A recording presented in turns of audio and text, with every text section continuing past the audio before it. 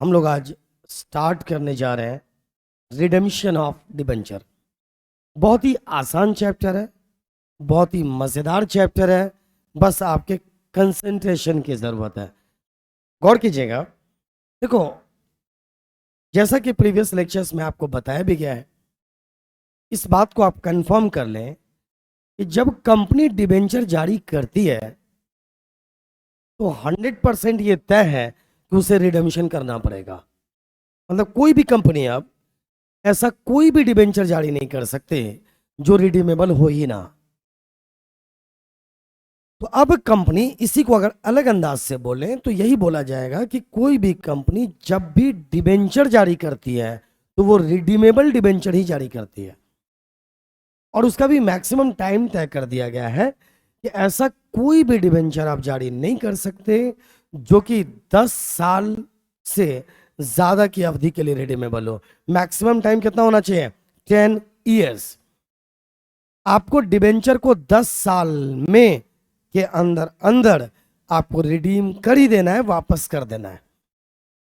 मतलब मान लो मेरी कंपनी है और आप डिबेंचर होल्डर्स हो। तो आप जब मेरी कंपनी में पैसा लगाओगे, डिबेंचर में जब पैसा लगाओगे, तो मैं इसके बदले में आपको क्या दूंगा? इंटरेस्ट देता रहूंगा। हर साल मैं आपको इंटरेस्ट देता रहूंगा। लेकिन मैं साथ साथ आपको बताऊंगा कि जो पैसा आपने लगाया मैं आपको कब लौटाऊंगा। रिडेम्पशन का मतलब बड़ा इजी सा है, समझ लीजिए। तो मान लो आपने मेरी कंपनी में 1 लाख रुपए लगा दिया। कितना लगा दिया? सपोज आपने 1 लाख लगा दिया। ठीक है जी।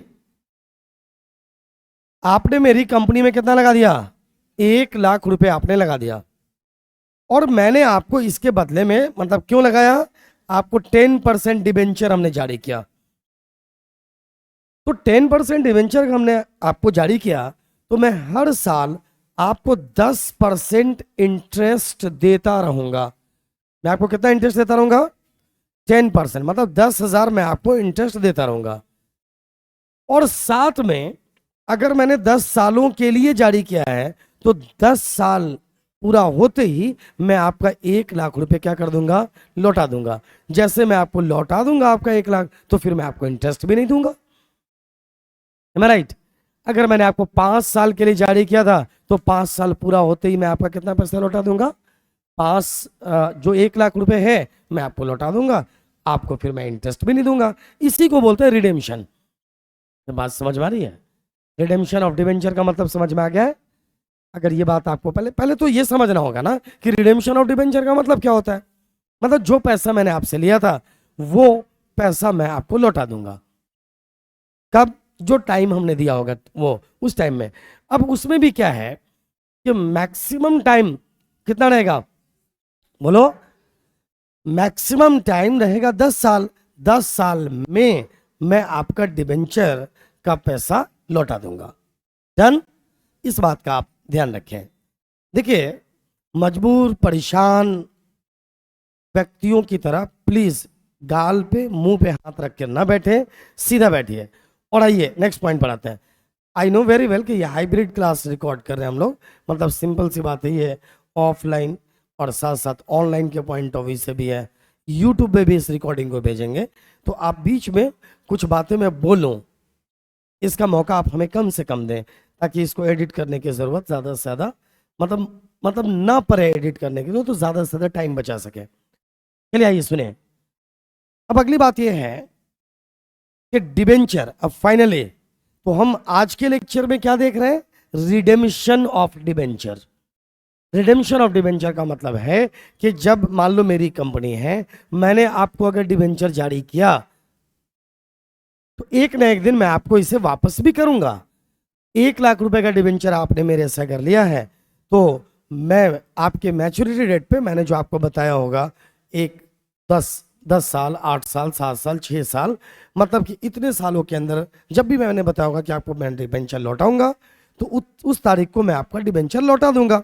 मतलब इन द सेंस डिबेंचर का पैसा लौटा दूंगा। समझ रहे हो? अब आप मेरे डिबेंचर होल्डर नहीं रहोगे और मैं अब आपको इंटरेस्ट भी नहीं दूंगा। जब तक डिबेंचर का पैसा मैं नहीं लौटाता हूं, आपको मैं हर साल क्या देता रहूंगा, इंटरेस्ट देता रहूंगा। This is called redemption of debenture. यहां पर डेफिनेशन भी है, redemption of debentures means discharge of liability on account of debentures. Usually, debentures are redeemed at the expiry of their life in accordance with the terms and condition. The terms are clearly stated in debenture certificate. So, a company is under obligation to make payment of the amount due on debentures to the debenture holders. मतलब गौर कीजिए, मैंने वही बातें अभी आपसे समझाई है। यहां पर क्वेश्चन ये कह रहा है कि डिबेंचर होल्डर्स को हम डिबेंचर का पैसा कब लौटा देते हैं, जब उसका टाइम पूरा हो जाता है। एनी प्रॉब्लम, इसमें कोई आवश्यक की बात नहीं है। अब यहां पे देखिए, सोर्सेज ऑफ फंड्स, यहां पर बात समझने का, sources of funds for redemption of debenture. इन बातों को समझकर आप स्पेशल स्टूडेंट की कैटेगरी में आते हो। साथ में इससे ऑब्जेक्टिव की भी आपके सारे जितने भी ऑब्जेक्टिव्स हो सकते हैं इससे रिलेटेड, वो कंसेप्ट आपका क्लियर होगा। साथ में आप थ्योरी भी आप लिख सकते हो, प्रैक्टिकल क्वेश्चन भी आप तभी बना सकते हो। ध्यान से देखिएगा, following are the source of redemption of debentures. देखो यहां पे सोर्स का मतलब क्या है, आप डिबेंचर होल्डर्स को उसका पैसा जो लौटाओगे वो पैसा कहां से लाओगे। मान लीजिए आपकी कंपनी है, आप कंपनी के डायरेक्टर्स में से एक डायरेक्टर आप भी हो, आपको डिबेंचर होल्डर का टाइम हो गया है पूरा। ध्यान से सुनना भी, यहां से डिबेंचर होल्डर्स का आपको लौटाना है। सपोज करो आपको 2 करोड़ रुपए लौटाना है डिबेंचर होल्डर्स को। थोड़ा सा अमाउंट को हमने बड़ा कर दिया, चलो एक काम करो 10 करोड़ लौटाना है। अगर आपको डिबेंचर होल्डर्स को 10 करोड़ रुपए लौटाना है तो ये 10 करोड़ कहां से लाओगे, यही बात की जा रही है आपसे। ये पैसा कहां से लेकर आओगे। मैं आपको बता दूं, सबसे अच्छा क्या होता है मालूम है। अब इसको अभी मत देखो, मैं जो बता रहा हूं उसको समझने की कोशिश करो। सबसे अच्छा ये होता कि आप कमाई करके पैसा को लौटा देते। देखो कोई भी इंसान, देखो डिबेंचर एक तरह का कर्ज है ना, डिबेंचर एक तरह का नहीं, सीधे सीधे कर्ज है कंपनी के लिए। कंपनी जब आम पब्लिक से कर्ज लेती है ना तो इसे ही डिबेंचर कहता है। सिंपल बात यही है। तो आप किसी से कर्ज लेते हो, सबसे बेहतर बात क्या है कि उस कर्ज की अदायगी कमाई करके अगर कर दो तो इससे बेहतर कोई और बात हो सकती है क्या, नहीं। कर्ज की अदायगी अगर कमाई करके करोगे तो ये बेहतरीन चीज है। वैसे कर्ज की अदायगी आप कैसे कैसे कर सकते हो। कर्ज, एक कर्ज की अदायगी दूसरा कर्ज लेकर कर सकते हो, यस या नो। हाँ पॉसिबल है। मैं आपसे थोड़ा सा 2 में से एक बात पूछूंगा, देखता हूं आप क्या जवाब देते हो। भाई मैं ये पूछ रहा हूं आपसे, क्या एक कर्ज की अदायगी आपने एक्स से 1 लाख रुपए उधार लिया था, अब उसको लौटाने का टाइम आ गया है, लेकिन इस वक्त क्योंकि आपके पास लौटाने के लिए पैसा है नहीं तो आपने वाई से फिर 1 लाख रुपए कर्ज लिया, वाई से कर्ज लेकर एक्स को लौटा दिया। एक तरीका है, पॉसिबल तरीका है या नहीं, यस ये एक पॉसिबल वे है। अच्छा दूसरा ये है कि आपने जो एक्स से 1 लाख रुपए लिया था, आपने धीरे धीरे कमाई कर करके पैसे को इकट्ठा किया और आपने 1 लाख रुपए लौटा दिया। फायदेमंद क्या है बताओ, कमा करके लौटाना या फिर से कर्ज लेकर लौटाना। कमाई करके लौटाना। अगर कमाई करके लौटाओगे ना तो फिर से फर्दर किसी से कर्ज लेने की जरूरत नहीं है। हर महीने जो एक्स को इंटरेस्ट दे रहे थे, हर साल जो आप मान लीजिए 10% आप इंटरेस्ट दे रहे थे, वो 10% इंटरेस्ट देने की जरूरत नहीं है। इट मीन्स कि अब आप लायबिलिटी फ्री हो गए, आपको इंटरेस्ट की आप कोई बर्डन नहीं रहना है। फाइनली बेहतर क्या होता है, सबसे बेहतर कि आप कैसे लौटाओ, कमाई करके लौटा दो। इससे बेहतर बात कुछ और नहीं हो सकती। तो मैं आपको बेहतर के साथ साथ ये भी बताता हूं कि एक डिवेंचर के पैसे को लौटाने का एक सोर्स ये भी है, क्या, प्रॉफिट से लौटा दो। क्या डिबेंचर्स को कैपिटल से लौटा सकते हो? यस, कैपिटल से भी लौटा सकते हो। समझ रहे हो? अब आगे की बात पर थोड़ा सा ध्यान दीजिएगा। यहां पर कंसेप्ट आपका एकदम क्लियर करते हुए आपको चलना है, और एक सेकेंड के लिए भी आपको टेंशन लेने की जरूरत नहीं है। तो मैंने क्या कहा, क्या प्रॉफिट से, प्रॉफिट मतलब कमाई, अरे यही हुआ ना, लाभ, उससे आप डिवेंचर को लौटाओ तो ये सबसे बेहतर बात होती है। कैपिटल से लौटा दो, ये भी सही है। अब यहां पर है conversion of debenture into share और न्यू डिवेंचर्स, ये भी एक तरीका है। देखो, डिवेंचर होल्डर्स को हमने कहा कि सुनो भैया, तुम्हें हमें पैसा, मान लो एक डिवेंचर होल्डर है हमारा जिसको हमें 2 लाख रुपए लौटाना था, उसका टाइम पूरा हो गया है। हमने उसको बहुत प्यार से कहा कि देखो ऐसा करो, आपका टाइम तो पूरा हो गया है, आपको जो है अभी एक काम करते हैं, फिर से 10 साल के लिए इसको रिन्यू कर लो, या 5 साल के लिए रिन्यू कर लो, हम तुम्हें 5 साल तक और इंटरेस्ट देते रहेंगे। ये एक तरीका है, नहीं है? यस है नो? यस है नो? लालच देने के लिए ऐसा भी कर सकते हैं हम कि अच्छा देखो, पहले तुम्हें हम 10% इंटरेस्ट दे रहे थे, अब तुम्हें हम 11% इंटरेस्ट देंगे। ये तो आपके और डिबेंचर होल्डर के म्यूचुअल अंडरस्टैंडिंग पे डिपेंड करता है कि आपने क्या बात कर लिया। देखो, जब भी डिस्प्यूट होता है तो मामला भी करता है। जब डिस्प्यूट आपस में अंडरस्टैंडिंग टैली कर रही है तो फिर कोई दिक्कत ही नहीं है। तो अगर डिबेंचर होल्डर के पुराने डिबेंचर को आप कैंसिल करके नया डिबेंचर अगर जारी कर दो, ये पॉसिबल है क्या? ये भी एक तरीका है। कन्वर्ट कर दो, पुराने डिबेंचर को नए डिबेंचर में कन्वर्ट कर दो। अच्छा, ये हो सकता है क्या? ध्यान से समझिएगा।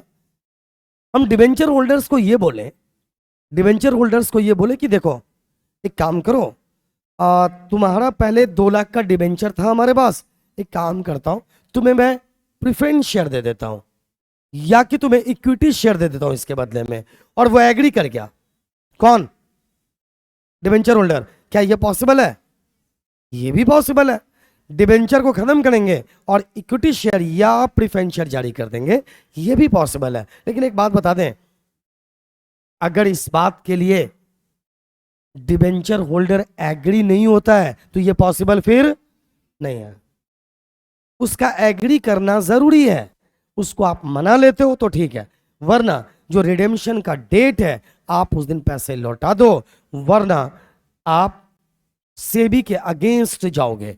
SEBI that is security and exchange board of India, मालूम होगा आपको। मैंने बताया था कि सिक्योरिटीज पे नजर रखने का किसका काम है? सेबी का। एम आई राइट? चले, एक और तरीका, out of proceeds of fresh issue of shares and debenture. यहां पे दो बात है। एक तो होता है कि डिबेंचर को कन्वर्ट कर दिया हमने।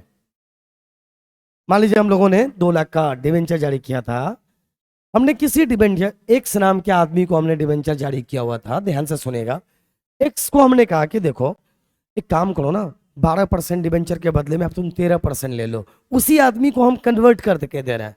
उसी को हमने कहा सुनो, टेंशन मत लो, एक काम करो, तुम मेरे से प्रेफरेंस शेयर ले लो, या मैंने कहा इक्विटी शेयर ले लो। वो एग्री कर गया तो बात ही खत्म है। तो यहाँ पे हम कन्वर्ट कर रहे हैं। एक तरीका और है, एक्स कह रहा है नहीं नहीं नहीं, हमें कुछ कन्वर्जन वगैरह नहीं चाहिए, मुझे तो मेरा पैसा चाहिए। अब हमारे पास एक और उपाय, और हमारे पास पैसा है भी नहीं, पैसा नहीं है ना?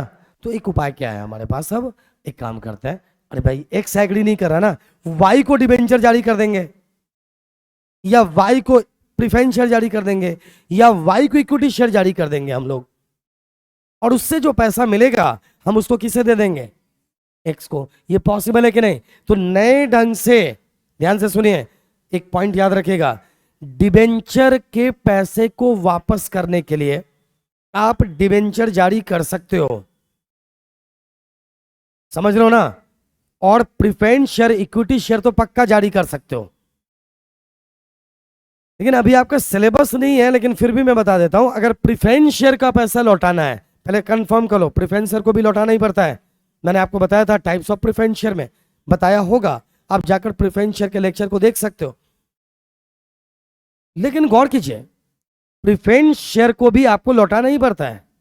तो प्रिफरेंस शेयर को लौटाने के लिए प्रिफरेंस शेयर जारी कर सकते हो, इक्विटी शेयर भी जारी कर सकते हो, लेकिन क्या जारी नहीं कर सकते? डिबेंचर जारी नहीं कर सकते। बट डिबेंचर के पैसे को लौटाने के लिए नया डिबेंचर भी जारी कर सकते हो, और प्रिफरेंशियल इक्विटी शर्तों पर कर्ज जारी कर सकते हो। समझ में आई बात? एनी प्रॉब्लम नहीं? तो यहां पर है फिर से out of proceeds of fresh issue. अब आ रहा है out of sale proceeds of fixed assets. क्या फिक्स्ड एसेट्स को बेचकर आप डिबेंचर का पैसा लौटा सकते हो? यस, यहां पर बात है तो लौटा सकते हैं, कोई दिक्कत नहीं है। Any problem? कोई दिक्कत? देखो डिबेंचर डायरेक्टली कर्ज है, डिबेंचर होल्डर्स इंतजार नहीं करेंगे। सरकार पता है क्या चाहती है? थोड़ा दिमाग लगाओ। सरकार ये चाहती है कि किसी भी कीमत पर इन्वेस्टर्स अफेक्टेड ना हो। जिनको जो प्रॉमिस किया गया है, आपने देखा होगा रिसेंटली सहारा इंडिया में बहुत सारे लोगों ने पैसा लगाया था और उसको अभी गवर्नमेंट के इंटरफेयर से लौटाया जा रहा है। देखा, ध्यान दिया आपने? आपने ध्यान दिया? लौटाया जा रहा है। क्यों? इससे क्या होना, लोगों का फिर से भरोसा बना इन्वेस्टमेंट पर।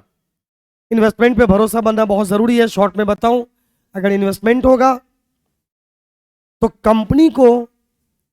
कंपनी को ना या गवर्नमेंट को अल्टरनेटिवली पैसा मिलेगा डेवलपमेंट के लिए। नए इंडस्ट्रीज लगेंगे, गुड्स एंड सर्विसेज का प्रोडक्शन बढ़ेगा, फिर इसका फायदा होगा, जीडीपी बढ़ेगा, नेशनल इनकम बढ़ेगा, पर कैपिटा इनकम बढ़ेगा, अनएम्प्लॉयमेंट की सिचुएशन कम होकर एम्प्लॉयमेंट की सिचुएशन आ जाएगी। समझ रहे हो क्या? फिर इससे क्या होगा, इंफ्रास्ट्रक्चरल डेवलपमेंट होगा, लोगों का लिविंग स्टैंडर्ड हाई होगा। अभी इसमें 50 चीजें बताई जा सकती है, लेकिन मेन बात क्या है, इन्वेस्टमेंट होगा तो ही ये सारी चीजें पॉसिबल हो पाएगी। और इन्वेस्टमेंट होगा तो दूसरा एक और एरिया क्या है कि जब इन्वेस्टमेंट लोग करते हैं तभी कर पाते हैं जब वो सेविंग करते हैं। तो सेविंग होगा, इन्वेस्टमेंट होगा तो क्या होगा बोलो? सेविंग भी तो होगा। सेविंग होगा तभी इन्वेस्टमेंट होगा, और जब सेविंग होगा तो लोग खर्चेलू नहीं होंगे, और जब लोग खर्चेलू नहीं होंगे इसका मतलब इन्फ्लेशन भी कंट्रोल में रहेगा। खैर ये सारी बातें इकोनॉमिक्स की है, ओवरऑल मैंने गाइड कर दिया आपको। अभी समझ में आ रही बात? तो फाइनली ये सारे तरीके हैं किस चीज को लौटाने के? डिबेंचर के पैसे को वापस करने के। Any problem? आइए, अब आइए यहां पर है methods of redemption of debenture. कैसे कर सकते हो? The possible methods of redemption of debentures are as follows. पहले तो एक बात बता दें, जब आप डिबेंचर जारी करते हो उस वक्त आप टर्म्स एंड कंडीशन लिख के देते हो डिबेंचर होल्डर्स को कि देखो भाई, हम जब आपको डिबेंचर दे रहे हैं तो इसके टर्म्स एंड कंडीशंस ये हैं। उसमें आप बता देते हो कि आपको डिबेंचर, आपको सबसे पहले तो हम आपको कितना % इंटरेस्ट देंगे, फिर हम आप ये बताएंगे कि हम आपको डिबेंचर कब लौटाएंगे और कैसे लौटाएंगे। तो जो टर्म्स एंड कंडीशंस, जो कंडीशंस पहले तय हो गया है, माने जिन मुद्दों पर एग्रीमेंट हुआ है कंपनी का एंड डिबेंचर होल्डर्स का, इट कैन बी सेड के कॉन्ट्रैक्ट होता है, ठीक है ना, वो सारे टर्म्स एंड कंडीशंस लिख दिए जाते हैं कहाँ पे? डिबेंचर सर्टिफिकेट में। जैसे आप अगर डिबेंचर होल्डर हो, मेरी कंपनी है, तो मैं आपको एक सर्टिफिकेट दूंगा जिसमें क्लियर लिखा होगा कि आपको मेरी कंपनी ने इतने का डिबेंचर जारी किया, आपको इतना % इंटरेस्ट देंगे, और ये सारे टर्म्स एंड कंडीशंस होंगे। तो जो टर्म्स एंड कंडीशंस बना दिए गए हैं, आपको तो उसी टर्म्स एंड कंडीशंस के अकॉर्डिंग ही डिबेंचर के पैसे को लौटाना है, कोई और दिमाग आप नहीं लगा सकते। तो क्या क्या टर्म्स एंड कंडीशंस बनाए जा सकते हैं? अल्टरनेटिवली यही बात है, क्या? Lump sum payment on maturity. भाई ये तो बहुत आसान और इजी तरीका है। पहला, एक मुश्त पेमेंट कर दो। कब? एक मुश्त पेमेंट कब कर दो? मैच्योरिटी पे। देखो हिंदी मीडियम स्टूडेंट्स, जब कभी भी हिंदी टाइप ना हो तो एक बात बताऊं, अगर आप, मैं तो बातें तो हिंदी में ही समझा रहा हूं, आप पेन कॉपी लेकर बैठा करो। जब इसको आप मान लो, आप लेक्चर जब सुन रहे हो तो आप खास तौर से जब आप वीडियो देख रहे हो ऑनलाइन मोड में, तो आप पेन कॉपी लेकर बैठो और वीडियो को रोक कर लिख लो यहां तक की बातें, और एक्सप्लेन वैसे ही करना जिस मोड में हम कर रहे हैं। घरेलू अंदाज में लिखना, रटने की कोई जरूरत ही नहीं है। आपको लगता है कि इसी अंदाज में लिखना, नेवर। आपने जो समझा है, दो दोस्तों के बीच बात होती है और आप तीसरे दोस्त से शेयर कर रहे हो कि हमारे बीच क्या बात हुई थी। पॉजिटिव बात है, नेगेटिव नहीं, शिकायत नहीं कर रहे हो। तो क्या आपके दोस्त ने जैसा कहा वैसे ही सेम कॉपी करके बात करते हो क्या? नो, उसको अपने ढंग से अपने माइंड में पहले सजाते हो कि किस तरह हम एक्सप्रेस कर सकता है, तो उसी अकॉर्डिंग बात करते हो ना। अब देखो, लिखने के क्रम में एक चीज और है, कुछ लोग ना बहुत पकाऊ होते हैं, आपको एक बात कहने के लिए 10 राउंड घुमा देंगे। आपने पूछा कैसे हैं, क्या सब चल रहा है आजकल, अब वो कहेगा अरे क्या बताएं, आज एक घटना घटित हो गई। अब उनके कहने का अंदाज क्या है?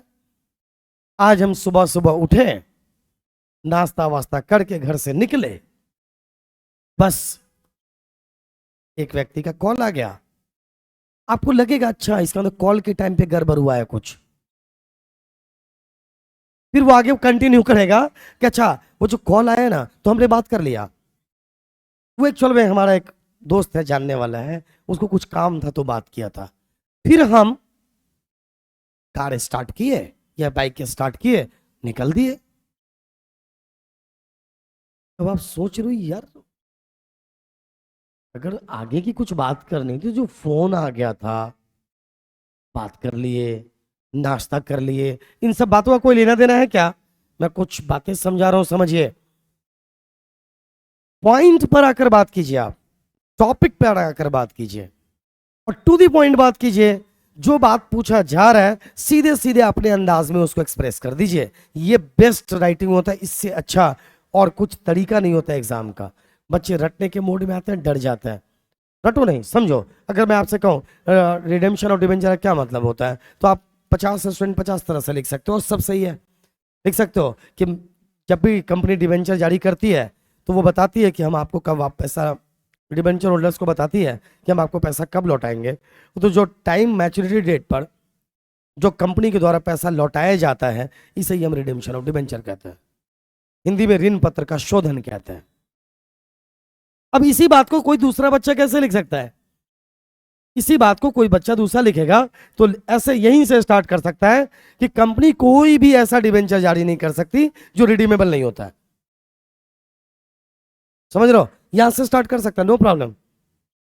फाइनली हर कंपनी को, यानी कह सकते हैं अर्थात, हिंदी इंग्लिश दोनों अगर मैं मिक्स करके बता दूं तो अर्थात कंपनी मैच्योरिटी डेट पर जब डिबेंचर होल्डर्स को उनका पैसा लौटाती है तो इसे ही हम रिडेम्पशन ऑफ डिबेंचर कहते हैं। दोनों सेंटेंस बिल्कुल अलग अलग है।